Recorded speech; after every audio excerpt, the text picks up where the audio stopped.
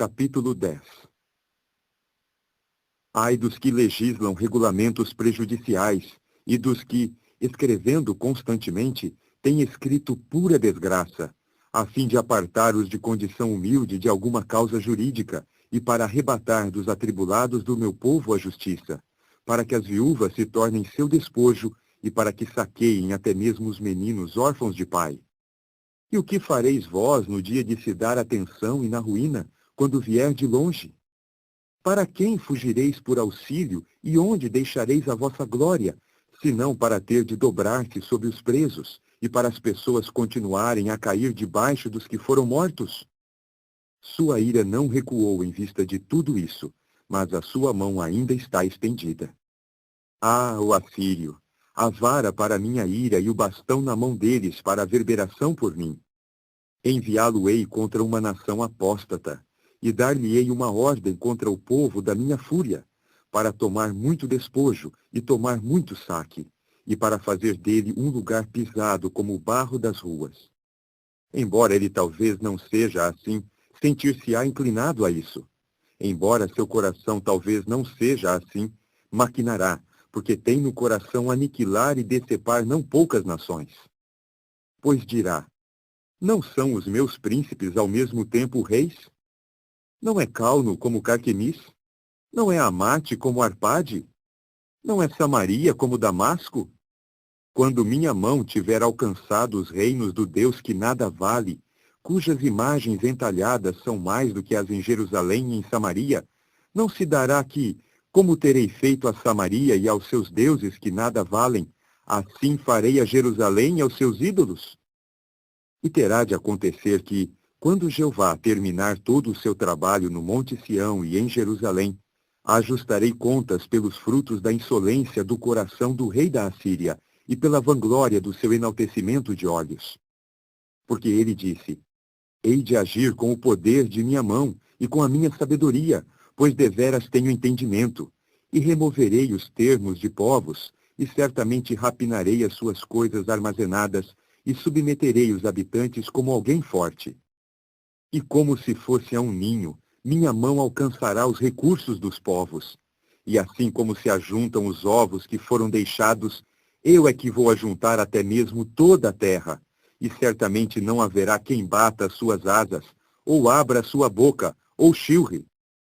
Realçar-se-á o machado sobre aquele que corta com ele, ou magnificar-se-á a própria serra sobre aquele que a move para lá e para cá, como se a vara movesse para lá e para cá aqueles que a erguem, como se o bastão erguesse aquele que não é pau? Por isso, o verdadeiro Senhor Jeová dos Exércitos continuará a enviar a emaciação sobre os seus gordos, e sob a sua glória estará acesa uma queima, como a queima de fogo. E a luz de Israel terá de tornar-se um fogo, e seu santo uma chama. E terá de chamejar e consumir suas ervas daninhas e seus espinheiros num só dia. E ele acabará com a glória da sua floresta e do seu pomar, desde a própria alma até a carne, e terá de tornar-se igual ao definhamento de quem padece de doença. E o restante das árvores da sua floresta ficarão em número tal que um mero rapaz as poderá anotar. E naquele dia certamente acontecerá que os restantes de Israel e os fugitivos da casa de Jacó nunca mais se apoiarão naquele que os golpeia, e certamente se apoiarão em Jeová, o Santo de Israel, em veracidade. Um mero restante retornará, o restante de Jacó, ao Deus poderoso. Pois, mesmo que teu povo, ó Israel, mostre ser como os grãos de areia do mar, um mero restante entre eles retornará. Um extermínio determinado passará inundando injustiça, porque o soberano Senhor, Jeová dos Exércitos, executará uma exterminação e uma determinação estrita no meio de todo o país. Portanto, assim disse o soberano Senhor, Jeová dos Exércitos: não tenhas medo, povo meu, que moras em Sião, por causa do assírio que costumava golpear-te com a vara e que costumava levantar contra ti o seu próprio bastão, à maneira do Egito.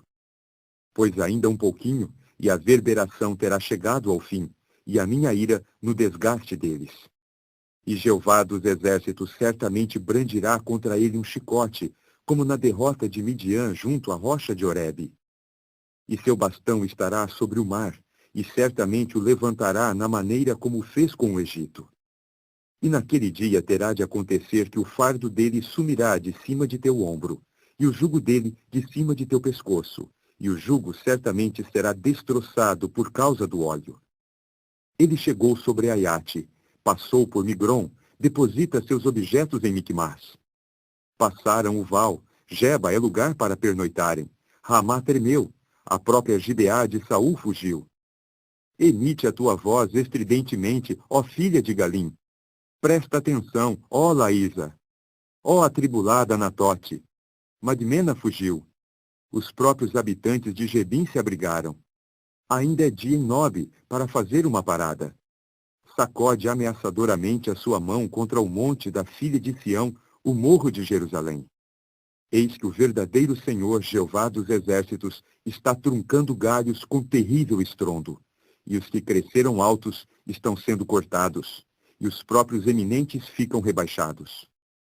E ele derrubou as moitas da floresta com um instrumento de ferro, e o próprio Líbano cairá por meio de um poderoso.